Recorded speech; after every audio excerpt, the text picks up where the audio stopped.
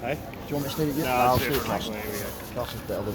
Paul, what an incredible derby that was. You must be incredibly proud of your players, the way they fought back there. Yeah, absolutely.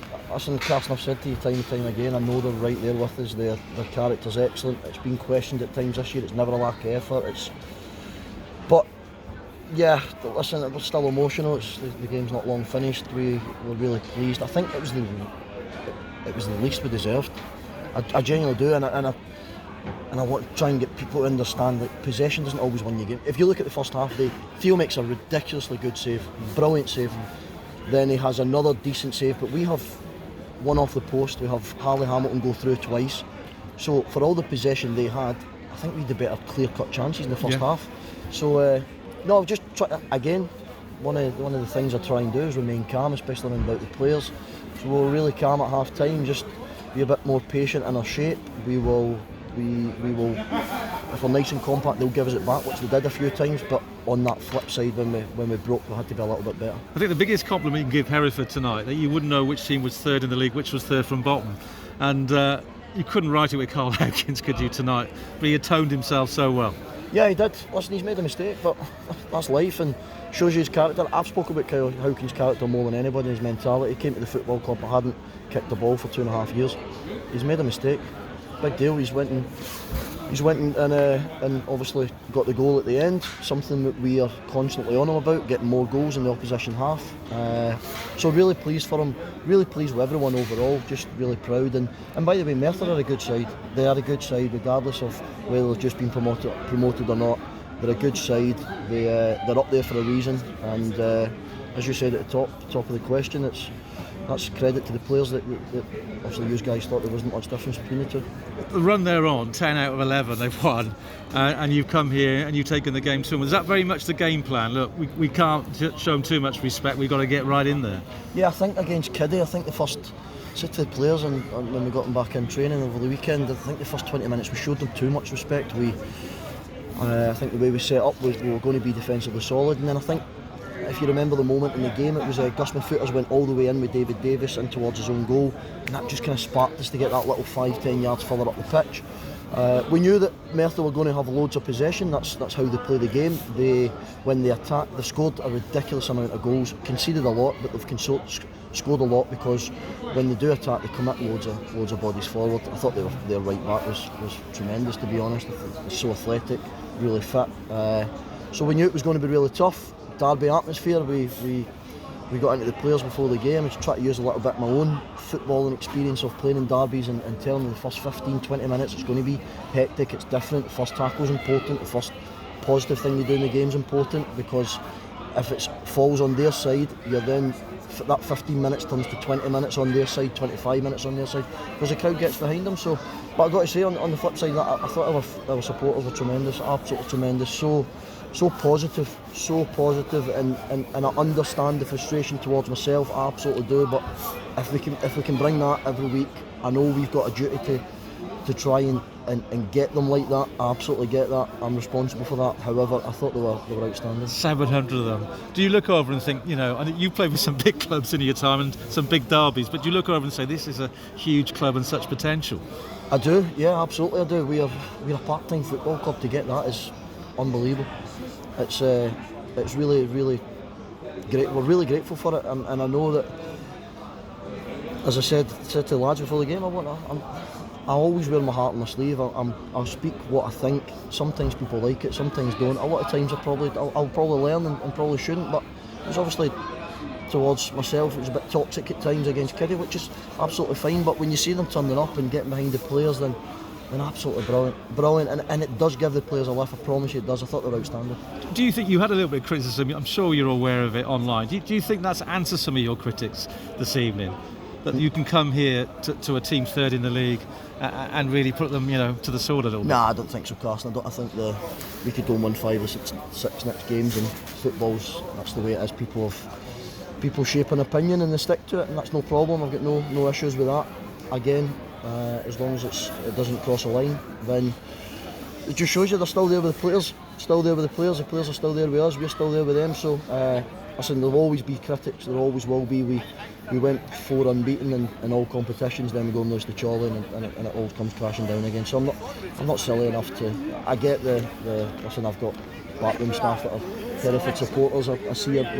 I get sent everything, and we've got a group chat. Everything gets put in, so we understand all the frustration and we get it, and we understand that people start to make things up when things aren't going well, and that's part of it, and we can't control what we can't control. Some fans, I'm sure, will question why you haven't started Sam Osborne in the last couple of games. Just your thinking behind that? My thinking is Sam Osborne has done unbelievable to make the pitch today. I spoke to him last night. He was, I'll be honest, 40-50% fit, and just shows you the character he is. He said, Gaffer, I want to come. I probably won't be able to start the game. He couldn't make it through training a couple of days ago. We managed to book a slot on Sunday to get the players in.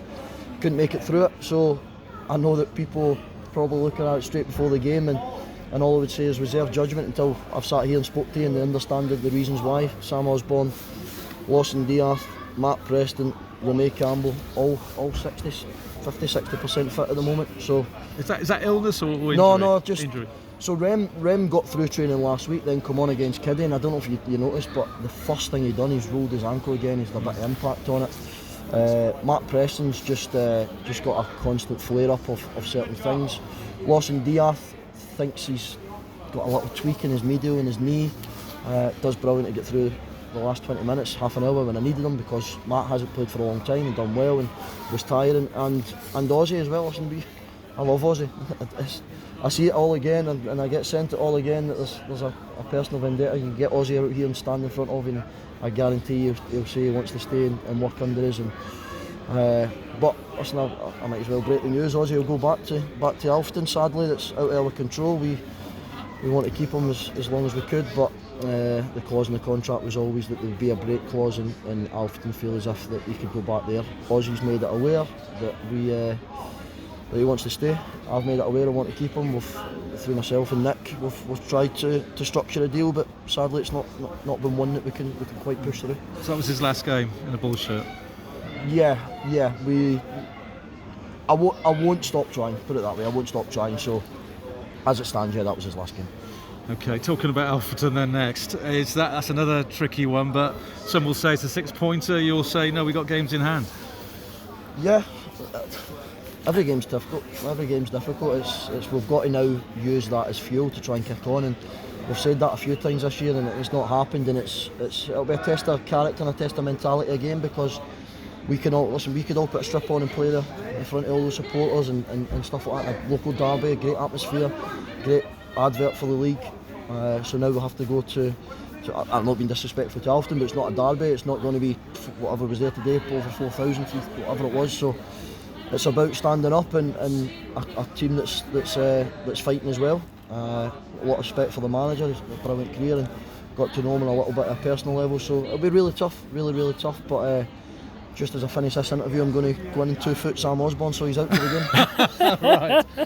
Just as last one on personnel, I think a lot of Bulls fans will want to thank Sam Osborne's contribution to the club over the last couple of months. You've got a couple of other loan players. Is there any way you can stop them going back to their parent clubs? I'm talking about Alani Edwards, Jaden White and Callum McFarlane. No, listen, very rare you get a season-long loan without a break clause. Sam Osborne's was a season-long loan with a break clause. You can't get them. Very rarely you get them for. We've done well to get Sam Osborne until January, to be honest. A lot of them's months here, 2 months there, and it stop-start. So I said a couple of weeks ago there'll be a lot of change. There absolutely will be. Amari Sterling James has moved on as well. That's confirmed now. No longer a Hereford player. Yeah, we've agreed a deal with a club. So Amari's moved on. Listen, I'm happy to go into more detail on that. I wanted the respect for Amari and his family, and I think he's posted something on social media. He's had a difficult time at home. I want to reassure there was no ill feeling. Amari's, I think, went out again on social media and had said that he didn't want any negativity or people private messaging, whatever it's called, and DMing or whatever it's called. So there's absolute respect. Amari came to me. Sorry, I'll take that back. Amari went to the chairman 10 days ago and just said that he's had the opportunity to almost double his money, to be brutally honest, to a club in step 3. So in step 3, can you name the club? No, not No? yet. Okay. Not yet. Nick's going to give me It's trouble. get into trouble for that. No No, problem. no, not yet. Not yet. Okay, can I just finish asking you any players coming in before Saturday or over the next month or so? We tried very hard to get 2 in today. We'll get an answer in the next probably 24, 48 hours. We're trying to get players in because we know we're going to lose a few.